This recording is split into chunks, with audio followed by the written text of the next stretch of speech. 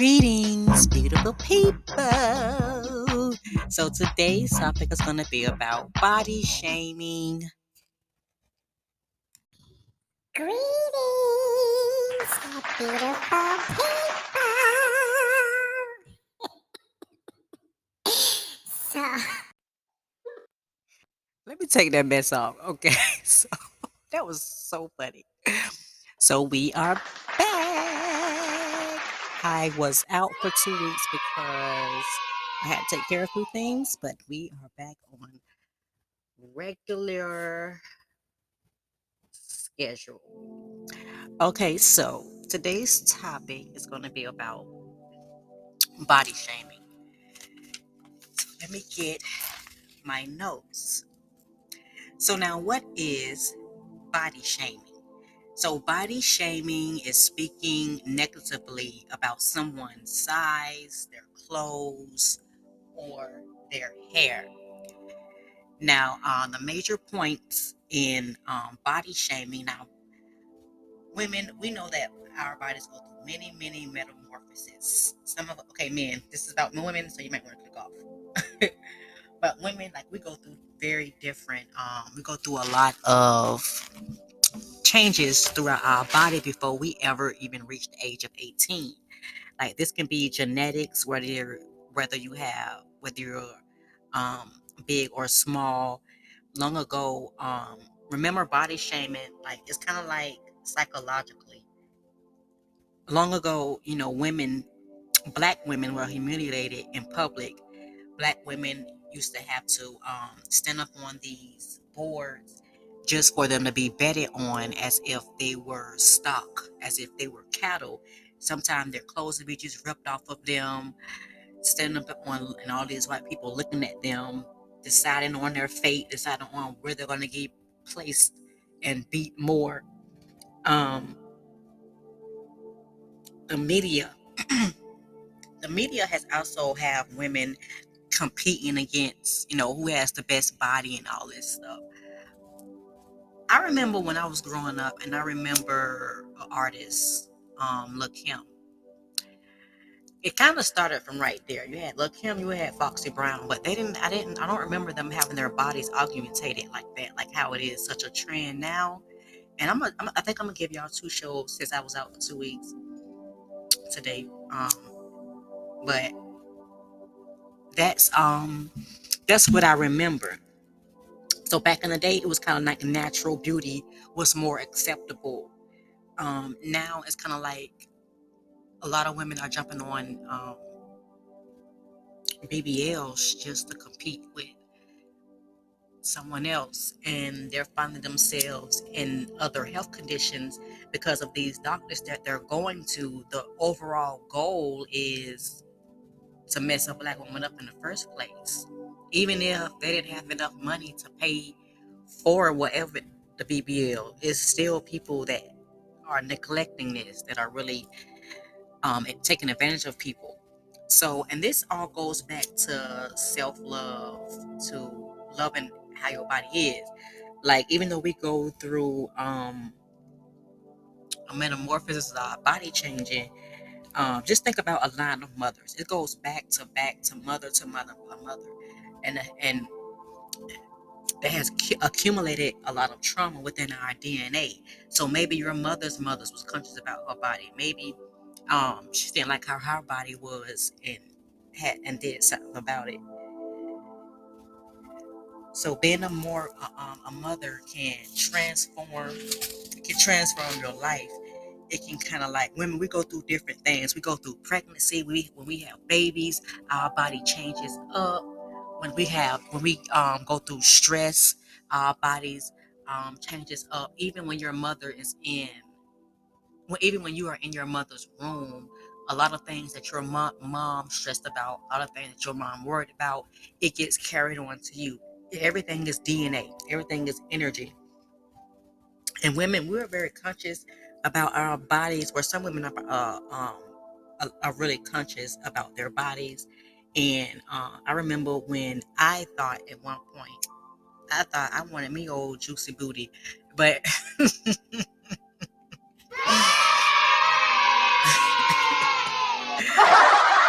But people don't realize, like, I don't know if well, yeah, there are some men that'll tell a woman, it ain't all about body. You have to have something more to offer than just a body, or just like you have to have more than that.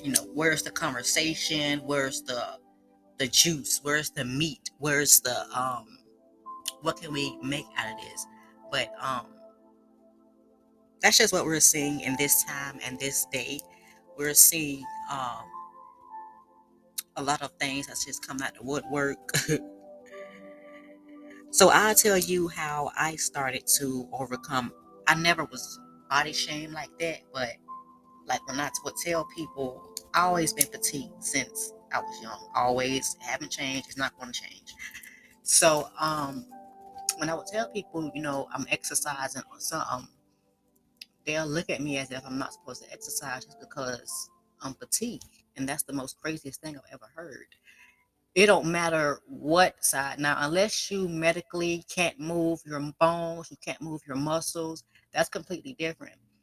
But petite women, we still have to exercise. We still have to move. We still have to make sure our heart is getting enough pumps that it needs to get. I walk around the neighborhood a lot just to, you know, get my heart racing, just to, and it's good for stress. Exercising, taking a walk is good for stress. It's good to clear your mental too.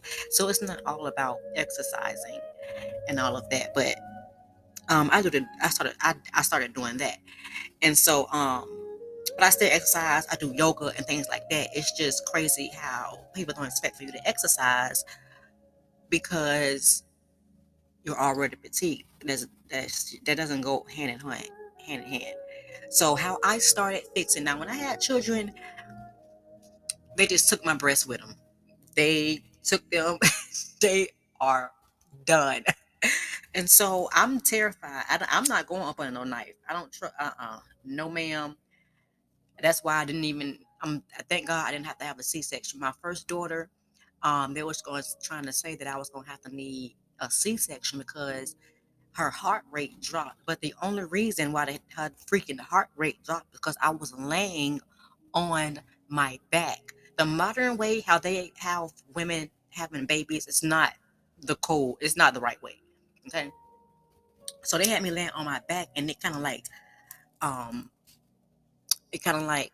her heart was beating slow from that. So when they had rushed me to the ER because they thought that he was going to do an emergency C-section. The whole time I'm like, oh no, I do not want this.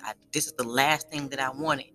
And so while I'm in the room, it was like a whole bunch of doctors standing around me. And all I could think of was about, I'm not getting a C-section. I don't care what they say. So right after that, that's when I feel them hauling me out back to the other room. So I'm like, nah, we're not doing that. Cause I feel like if babies can hear you talk and hear your voice when they're in the womb, why would they not be able to hear you being cut open? I feel like that's traumatic for a baby to even hear their mother being cut open. They expect for babies to just be so dumb and literally like they don't understand anything. They actually understand better than grown-ups. That's why I deal with babies and children, because they're very loving, they're open, they're forgiving, they're susceptible to and open to learning. Adults, you have to fight them to get them to want to learn anything. And I don't have time for that. So this is what I did. Like I started like seriously rubbing my breasts down with oils to make them firmer, and kind of like I just kind of like showing them love pretty much. Yes, I did.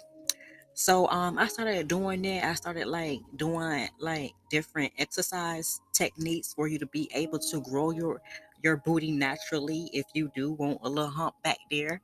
Like I started doing that, and then step out your comfort zone and go out and wear a okay, well, when I go out, I'm probably dressed in all black. I got a shades on and I got a hat on, but that's for my protection. That's just to protect my energy. When I go out, I pick up energy very, very, very, very quickly. So I have to protect myself. So and go within. Where was the moment where you started to? question your looks, or where did it come a time where you was hurt by someone body shaming you, and now it's kind of like you're just over it, like the whole body shaming. Another thing I want to talk about is, I don't know if you all have ever heard of um, the South African young lady named Sarah Baartmen. Okay, I learned about her a while, like a long time ago, a few years ago. So Sarah Baartman, she was born in South Africa's Eastern Cape in 1789. Her mother, she transitioned when Sarah was 2 years old. Her father, later on in her adolescence, he also passed away too. So Sarah had been diagnosed with something called steatopedia, which results in having substantial levels of fatty tissue on the buttocks and thighs. And it's kind of like the Europeans, they thought her body was so fascinating because she had a big booty, she had a big buttocks. And so, considering that she was unable to read and write, she allegedly signed a contract with an English ship surgeon named William Dunlap and a mixed race entrepreneur named Hendrik Caesars.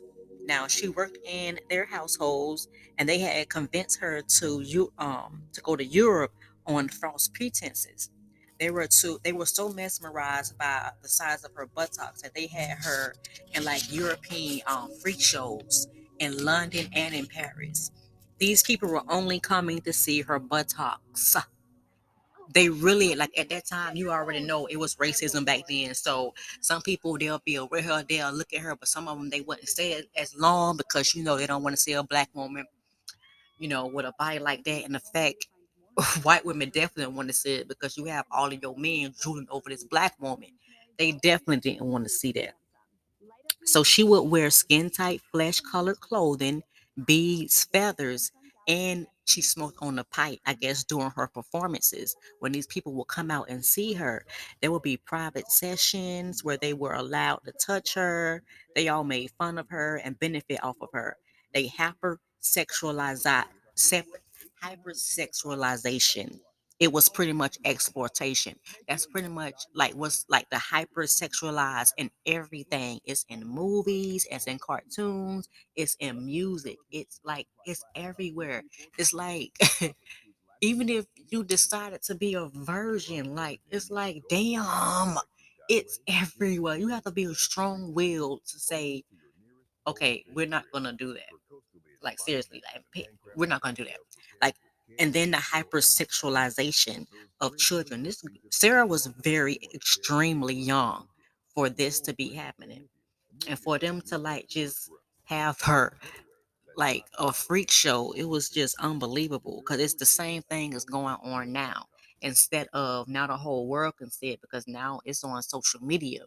When now you can see women that are half naked and spread and open. What happened to the mysteriousness of a woman? Like, I don't know what type of man they looking for, but I'm sure a man don't want his girl stuff already to where every man done seen it.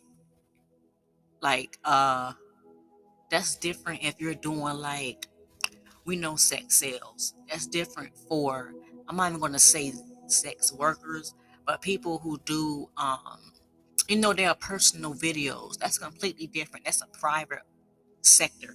But out in the open, no. We're gonna have to, do a little bit more of, integrity. I don't think that's the quickest way that you can, what they say, get a bag. There are certainly other ways because I feel like it's an agenda, and I feel like it's an agenda definitely for black women. Definitely. So there was a cover of Paper Magazine with a where Kim Kardashian had a glass set on her ass. Do y'all remember that? Do y'all remember when Kim Kardashian did that cover of that magazine and she took a picture of a glass and on her buttocks, which I feel like it was a representation of Sarah Baartman. I feel like she was making fun of it. Now we can clearly see that the Kardashians love black men, but we also clearly see the Kardashians do not like black women. We have seen that. They have showed it to us. There's no need to act like that's not in our face because we see it. We definitely see it.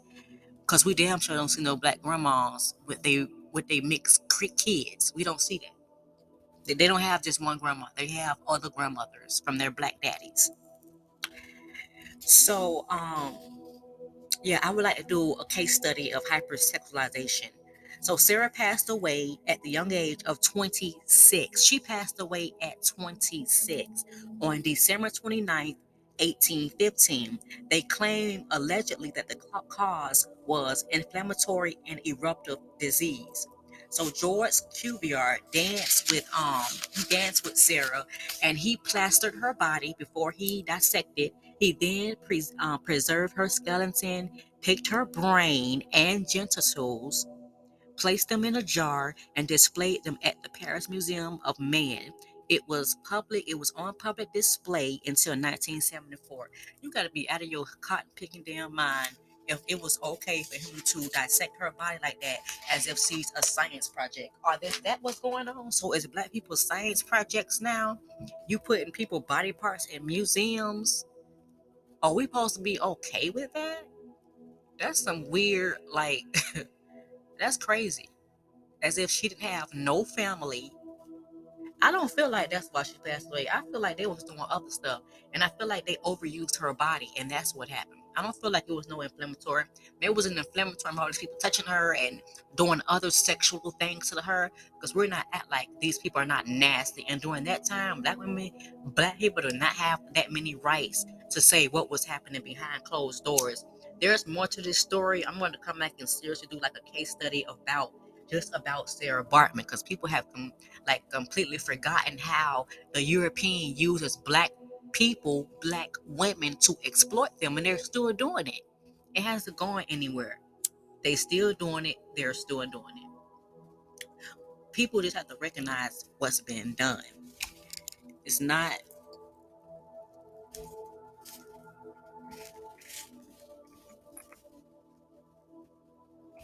It's very sad that you know people don't really know what's going on. So, like I said, this is gonna be the first segment, and I'm gonna give you another segment. So let me know what you think about in the comments. Do you think that women should go off to getting surgery just because they don't like their body? Do you think that women should naturally grow, or kind of like take it the natural route? What do you think about this topic today? I hope that everyone is taking care of yourself, practicing your self love rituals, only having good people around you, keeping good company, because other company will definitely bring you right down. And it matters about who you spend your energy with. I don't give a damn how long you loan people. Either people are going to help you and allow you to grow, or they're going to be holding you back. It's just as simple as that. You can hold on to them and let them go.